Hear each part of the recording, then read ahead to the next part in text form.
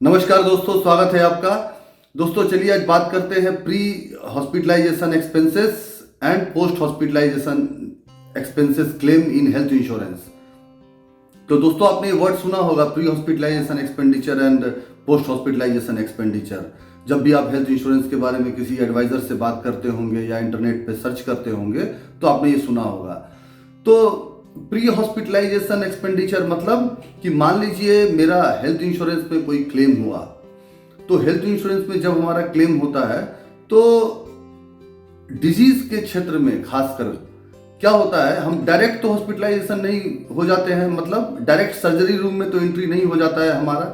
हम सबसे पहले लोकल किसी डॉक्टर को दिखाते हैं, वो डॉक्टर कुछ टेस्ट करवाता है, फिर वो लोकल डॉक्टर किसी और डॉक्टर को सजेस्ट करता है कि आप वहाँ जाइए, यहाँ समझ में नहीं आ रहा है।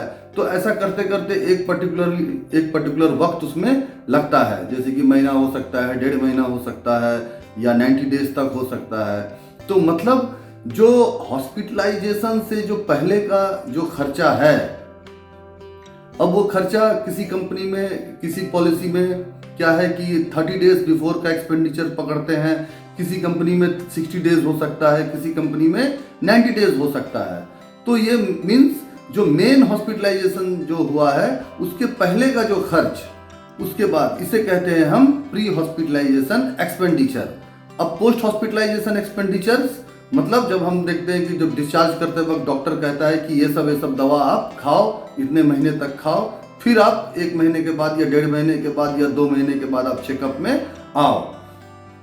तो वो जो एक्सपेंडिचर है आफ्टर डिस्चार्ज, अब ये भी सेम वैसे ही है। ये किसी कंपनी में 30 डेज, किसी कंपनी में हो सकता है 60 डेज हो, किसी कंपनी के पॉलिसी में हो सकता है 90 डेज हो।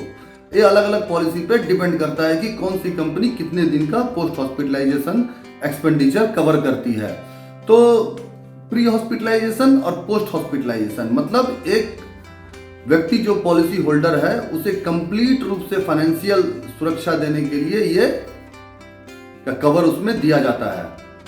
तो आई थिंक प्री हॉस्पिटलाइजेशन और पोस्ट हॉस्पिटलाइजेशन एक्सपेंडिचर्स के बारे में हम क्लियर हो चुके होंगे।